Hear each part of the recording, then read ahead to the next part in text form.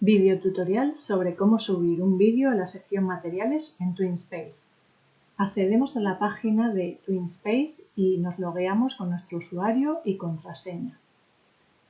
Una vez dentro, elegimos el TwinSpace sobre el que queremos añadir ese vídeo. Vamos a la pestaña Materiales y en ella, como queremos subir un vídeo, pinchamos en la pestaña Vídeos. Aquí vamos a crear una carpeta a la que le damos un título, vídeos de prueba, y le damos a enviar. Ya tendremos creada nuestra carpeta, como podemos ver, y en ella nos aparece una pestaña para añadir vídeo.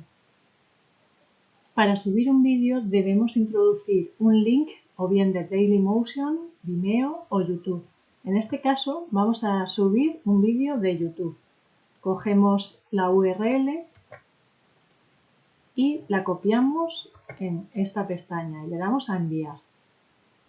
El vídeo, como vemos, se ha subido y ya lo tendríamos disponible para utilizarlo en TwinSpace y añadirlo a una página.